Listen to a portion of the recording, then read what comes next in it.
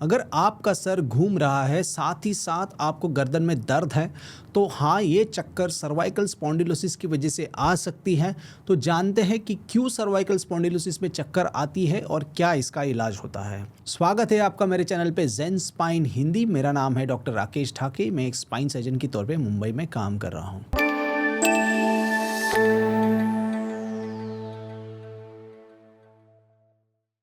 देखो, cervical spondylosis की वजह से जो चक्कर आती है वो क्यों आती है।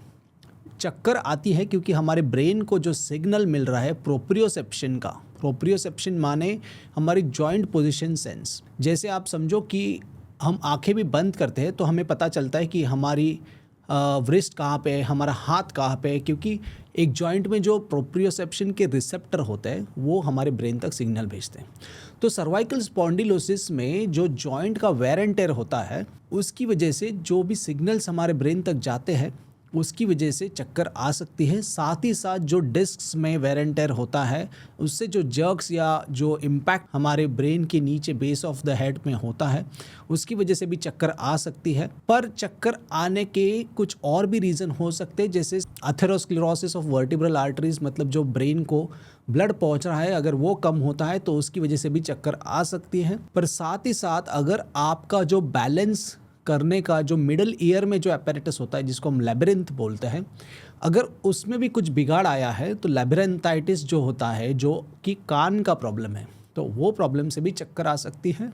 और अगर ब्रेन में कुछ लक्षण है तो ब्रेन के प्रॉब्लम से, जैसे ट्यूमर हो गया, रिड्यूस ब्लड सप्लाई हो गया ब्रेन के लिए, तो ऐसे कुछ ब्रेन के प्रॉब्लम से भी चक्कर आ सकती है। तो अगर स्पॉन्डिलोसिस की वजह से चक्कर आ रही है तो उसके साथ में पेशेंट को गर्दन में दर्द होता है, कभी कभार वो गर्दन का दर्द हाथों में भी जाता है, बैलेंस जाता है। तो ऐसे कुछ सिम्टम्स अगर साथ में है और MRI, CT स्कैन, एक्सरे में वेयर एंड टेयर दिखता है तो हाँ, ये सर्वाइकल स्पॉन्डिलोसिस हो सकता है। पर आपके डॉक्टर से ये समझना जरूरी है कि बाकी के तो कुछ इसमें कारण नहीं है और वो रूल आउट करना जरूरी है।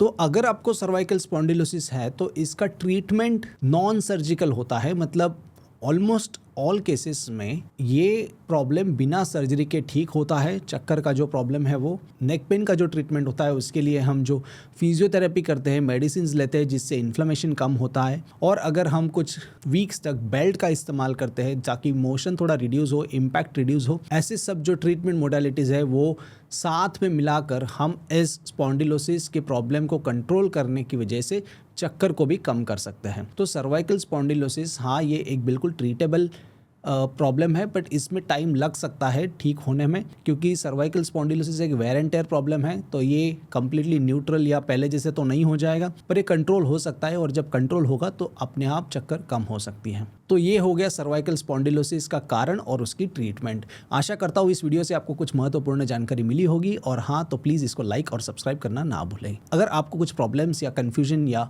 कुछ और जानकारी चाहिए तो आप नीचे कमेंट सेक्शन में लिख सकते हैं। हम कोशिश करेंगे कि हम आपको उनका जवाब जल्द से जल्द दें। Thank you so much.